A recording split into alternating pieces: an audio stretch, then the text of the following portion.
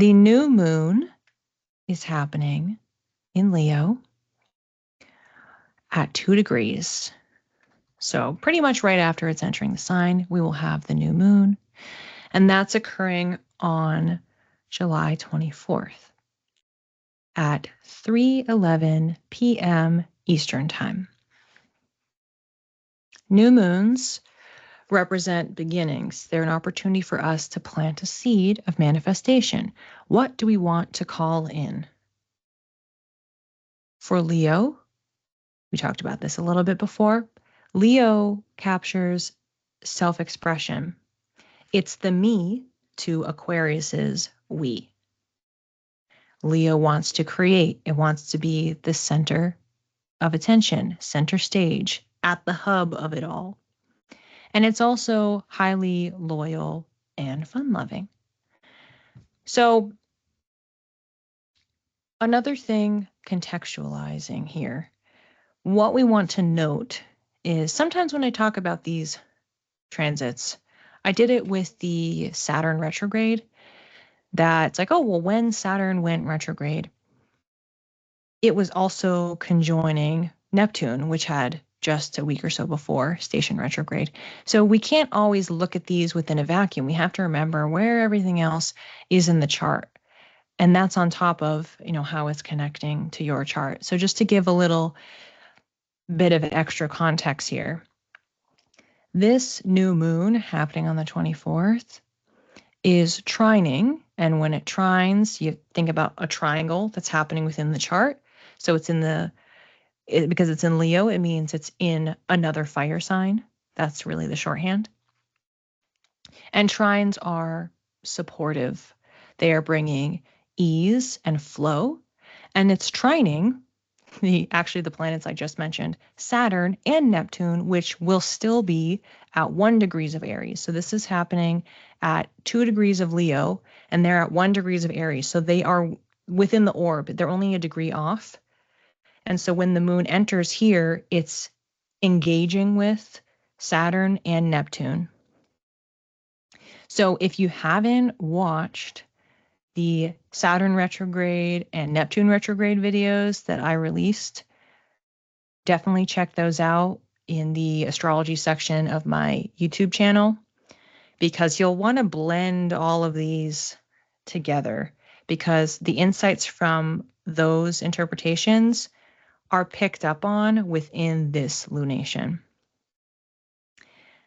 We are guided to, in equal parts, be practical, Saturn, and delusional, Neptune, in dreaming up what we want to manifest.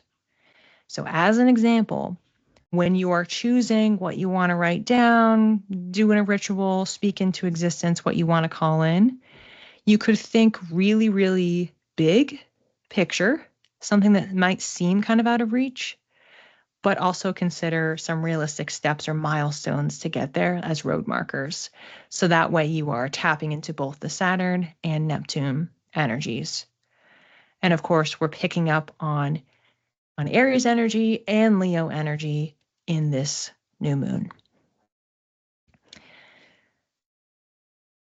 For the calendar, whenever we have a new moon, we want to think ahead to when we are manifesting.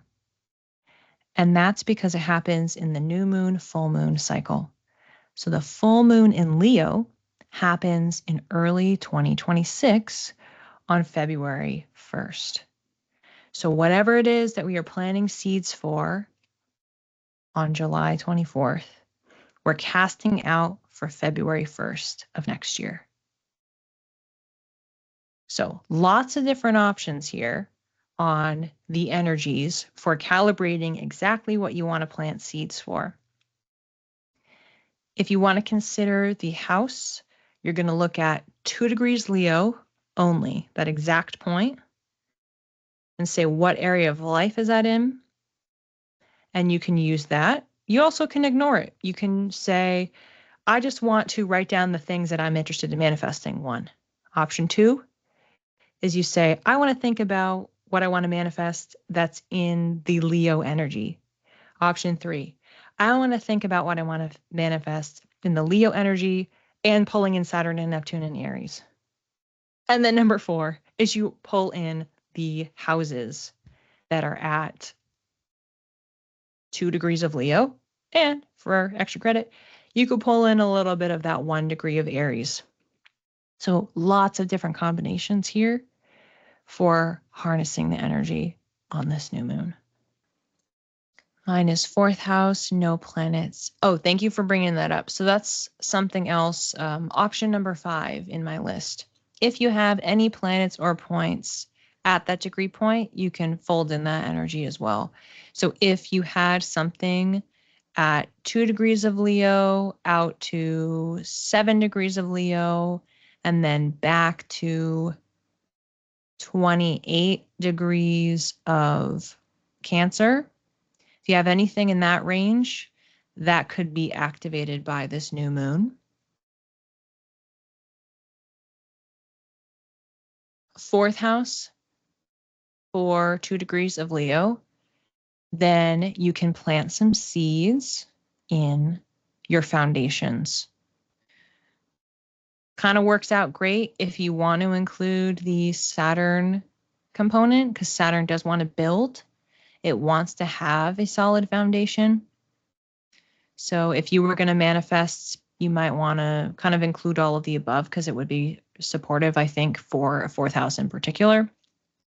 So you're looking at your foundations, your roots, your ancestry, your family in the sense of your caregivers, like who you have come from, parents, lineage. It's also a little bit of your privacy. It's like your inner world, inner landscape, security.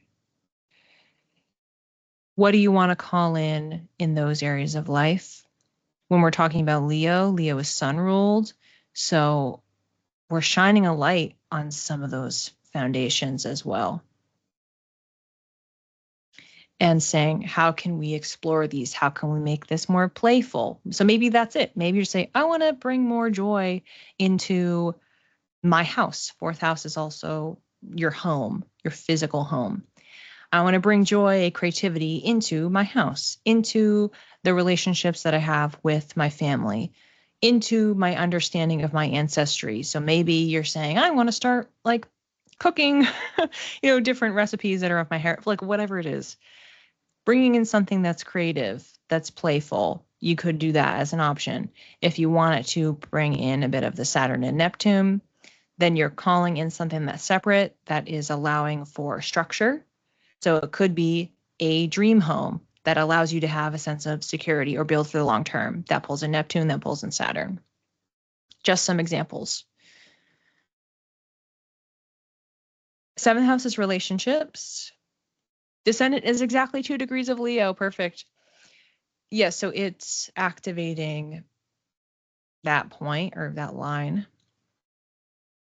just kind of supercharging it. So how are you calling in stability, playfulness, joy, trust, loyalty, bringing in you, making sure that you are prominent within your relationships, that your relationships aren't just about the unit, it's about you within them. That's something that's important to consider as well whenever we have Leo. And then how can you make them last for the long term, Saturn, which 7th house wants to do anyway. It wants to be long-term partnerships. And with Neptune, how can it feel dreamier? So we could have a dreaminess, romantic, playful, when we're pulling in Neptune and we're pulling in Leo. Hey, Roseanne. For me, it's 3rd with Uranus at 1 degree Leo. Okay, great. So 3rd house is communication, writing, speaking, technology, short distance travel, your neighborhood, your neighbors, your immediate surrounding area, as well as siblings. It's kind of your inner circle. Also can include daily rituals. So it's just kind of things in your day-to-day that you're encountering for just kind of basic functions and getting from here and there and getting certain things done. And when you have Uranus there, Uranus is about shaking things up. It wants to make big changes. So when you have your manifestation also activating that, it's really, really supporting, in addition to Neptune, calling in something big, fundamental change. How do you totally want to switch up your current circumstances and what you have to say and what you're sharing and what you are talking about? And then you fold in Leo, how you are expressing yourself. So there's some intersection between some of the ideas, but how are you presenting yourself, as in what you're sharing, what you have to say? How can you make huge fundamental change? So you can harness that Uranus energy in addition to the Neptune trine in Aries for really going big with the thing that you want to call in that's in this space. And then Saturn is just kind of keeping in your back pocket. What do I want to do to make this last? I don't want to just dream big. I don't want to just have it be something that's changing the system. What I make, I want to then endure. And you also can keep this in mind. You have Uranus at 1 degree Leo. That is exactly trining where Saturn and Neptune are transiting. So they are activating your Uranus placement anyway. They are activating it right now, even before this new moon has happened. So that is a period where they're sitting at that 1 degree, where they are trining it and they are supporting you in making big changes. Please keep us updated. I want to know what happens. Sylvia, I have Saturn at 11 degrees of Leo, so that will be outside of range, so it won't be picked up by this.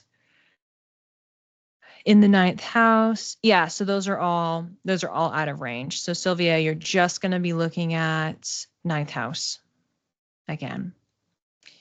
So 9th house calling in opportunities for travel, learning, publishing, self-expression, teaching, exploring spirituality or religion in a way that feels connected, immersive, playful. And again, not that it's transformative, but that it's shifting your perceptions, Neptune.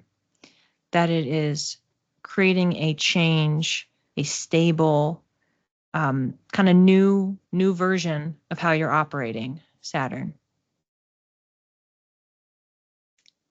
You're welcome, Roseanne. Yeah, these are really, really good examples.